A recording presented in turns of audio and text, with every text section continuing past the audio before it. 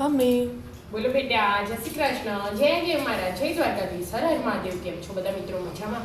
સ્વાગત છે તમારું અમારા મિની વ્લોગમાં. આવી જાઓ મિત્રો, ચા અને પરોઠા ખાવા મસાલાવાળા.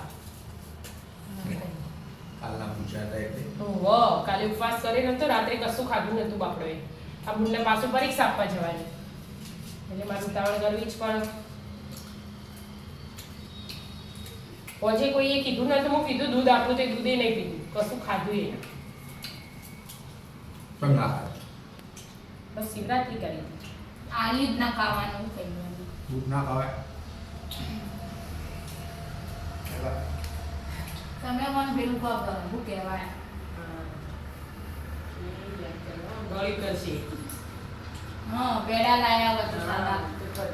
ડુંગળી ના ખાવાય. જો એના તો કાલ ઉપવાસ કર્યો, એને તો કશું ખાધું નતું ને, એમાં આપણી બોલીએ નહીં આવતી, બોલાશો અવાજ જ નહીં આવતો. એવું કોઈ નહીં. એવું હોય કઈ વાળી પેડા લઈ આલ્યા હોય શું આવે? છે ગયા મારે કચુરા. પેલો ટોપરા પાક. એ કશું ના આવે, એવું ના ખવાય. બારમાં છોકરાને તપાસ કરજો, અઠવાડિયો બહારનું ચાલુ કર. ના આ કરતો લાવવાના. પ્રાચીન ફોન કરીને યાદ કરો. બંધ કરી દો. બસ મેળ આવી જાય. ચાલુ થઈ જાય ચાદા ચીડી. એટલે જ ને 11 માં આપી દેવાના અને 12 માં લેતા આવવાના. રાખ્યો ને 11 માનો વાહ, નહીં તો છું. તો બરોબર ના એટલે તો પૂછ.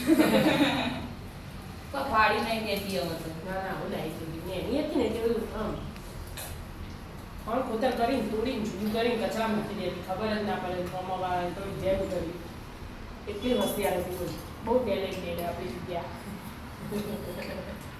આ મારી જતો નંબર તમારી એમ કોમ હા, રાખો. પહેલો નંબર તો કાયમ તારો આવતો ક્લાસમાં.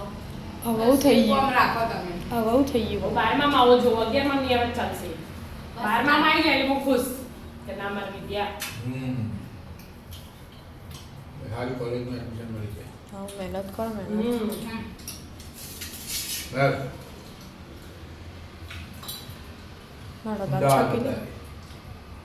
લંડન રાખો ને લંડન. ના અમદાવાદ બરાબર. પેલા અમદાવાદ 12મું. લંડન બહુ લાગુ પડી જાય. પેલા 12મું તો ભણ. 12મું ભણ પેલા. હાલે. હેડો તા. ચા પી લે. રાધે રાધે. રાધે રાધે.